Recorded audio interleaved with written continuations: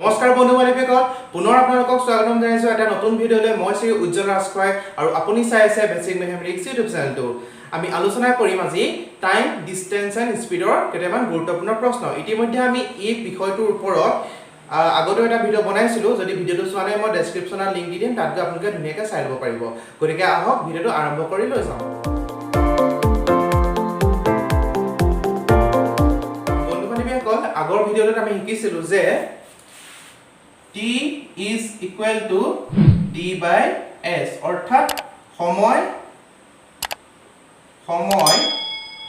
সমান সময়টো লিয়াবলে কি কৰিব লাগিব D means distance মানে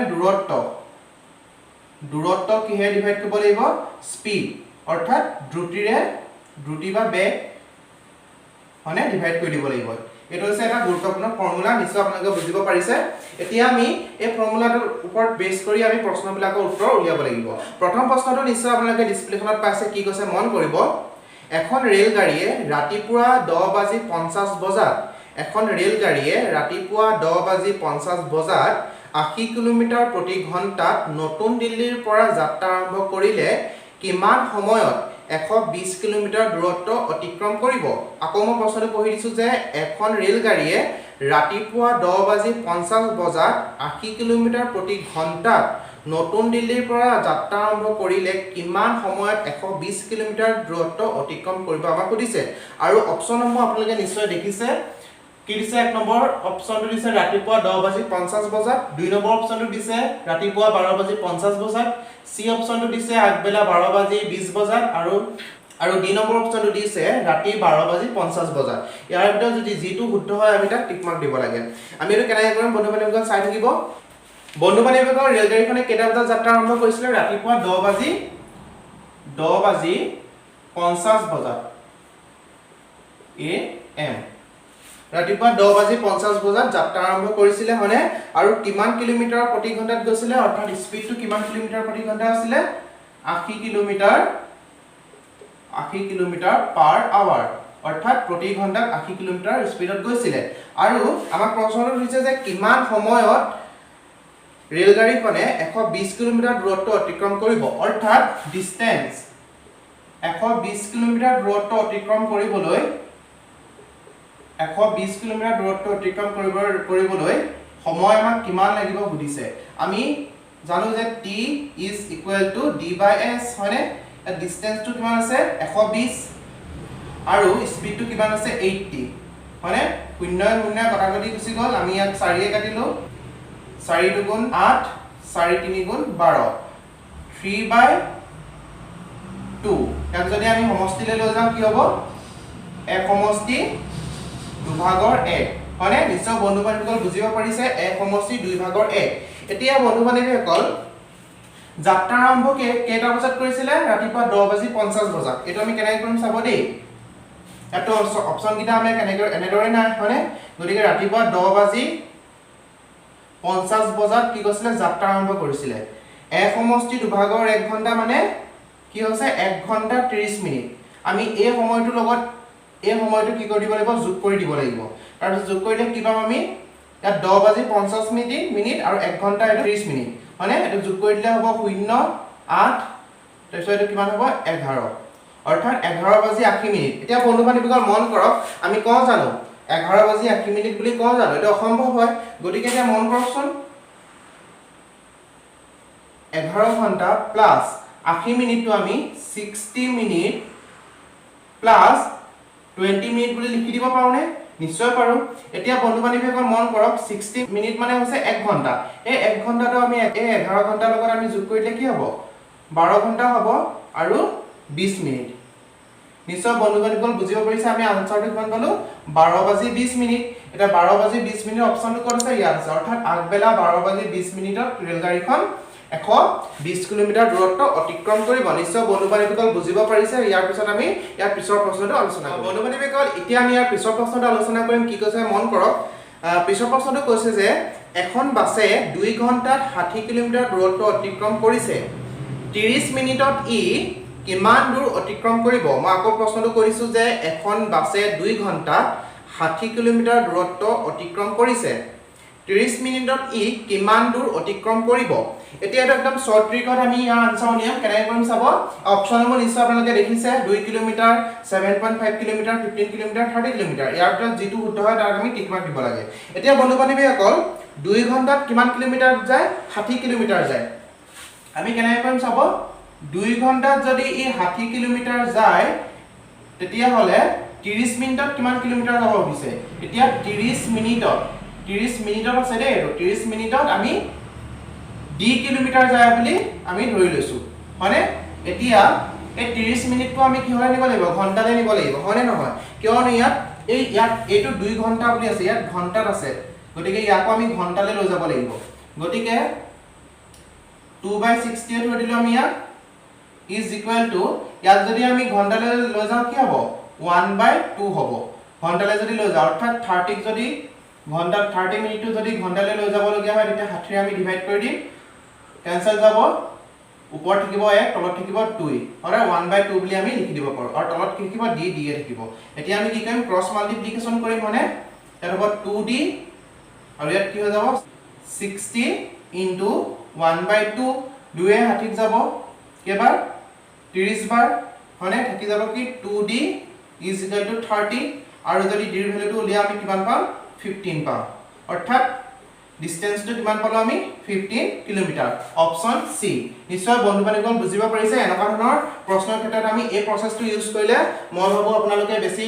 সহজে আনসাৰটো উলিয়াব পাৰিব আৰু কম সময়ৰ ভিতৰত আপোনালোকে আনসাৰটো উলিয়াব পাৰিব এতিয়া ইয়াৰ পিছত আমি ইয়াৰ পিছৰ প্ৰশ্নটো আলোচনা কৰিম ইয়াৰ পিছৰ প্ৰশ্নটো আমি আলোচনা কৰিম কি কৈছে মন কৰক এখন বাসে এ নগৰৰ পৰা বি নগৰলৈ 50 কিলোমিটাৰ প্ৰতি ঘণ্টাত গতি কৰিছিল এখন বাসে এ নগৰৰ পৰা বি নগৰলৈ 50 কিলোমিটাৰ প্ৰতি ঘণ্টাত গতি কৰিছিল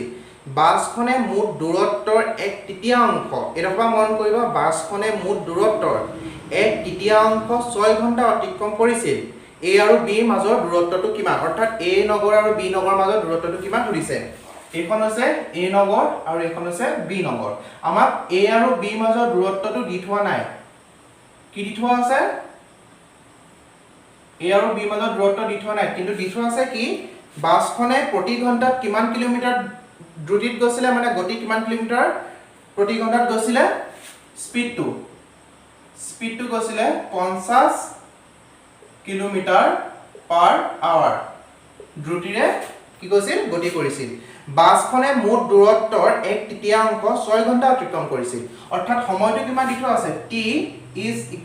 6 ঘণ্টা মানে 6 ঘণ্টাত কিমান দূৰ অতিক্ৰম কৰিছিল প্ৰশ্ন উঠে যে 6 ঘণ্টাত কিমান দূৰ অতিক্ৰম কৰিছিল ইয়াত কৈছে 6 ঘণ্টাত কিমান দূৰ অতিক্ৰম কৰিছিল মুঠ দূৰত্বৰ 1/3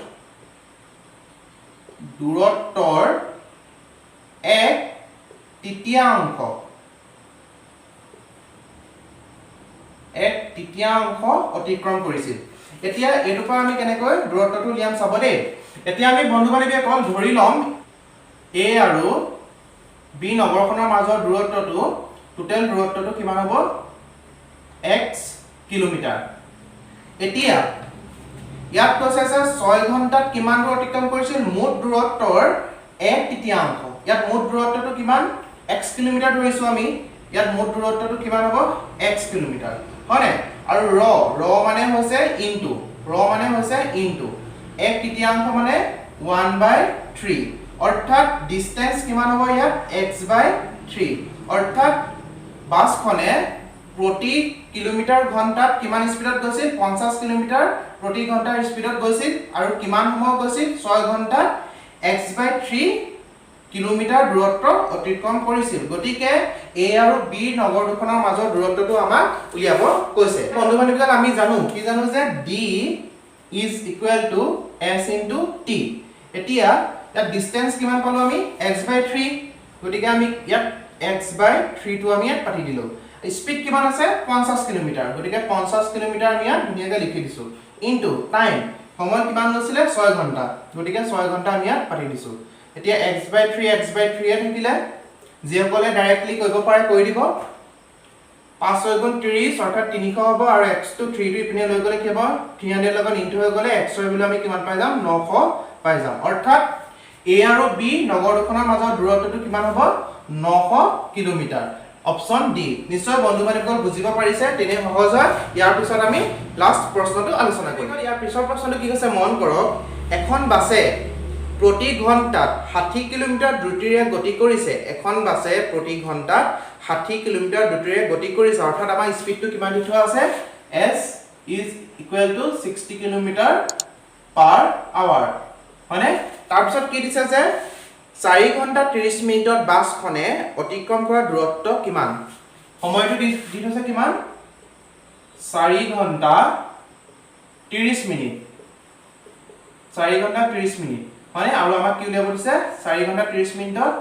অতিক্ৰম কৰা দূৰত্বটো দিছে অৰ্থাৎ ডিসটেন্সটো দিছে আমি ডিসটেন্সটো আমাক উলিয়াব কৈছে মানে এতিয়া বন্ধু বান্ধৱীসকল 4 ঘণ্টা 30 মিনিটটো আমি কিহলৈ লৈ যাব লাগিব ঘণ্টালৈ লৈ যাব লাগিব ঘণ্টালৈ লৈ যোৱাৰ লগে লগে কি হ'ব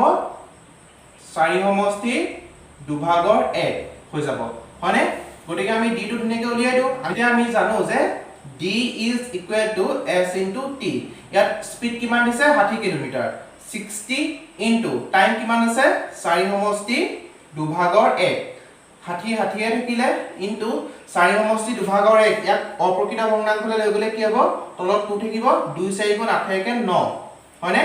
2 এ 60 কিমান বাৰ যাব 30 বাৰ যাব আৰু এইকেইটা পূৰণ কৰিলে কিমান হ'ব 3 গুণ 28 অৰ্থাৎ 270 অপচন নাম্বাৰ সি নিশ্চয় বন্ধু বান্ধৱীসকল বুজিব পাৰিছে কেনে সহজ হয় বন্ধু বান্ধৱীসকল আজি যিকেইটা প্ৰশ্ন আমি আলোচনা কৰিলো আটাইতকৈ গুৰুত্বপূৰ্ণ আৰু আটাইতকৈ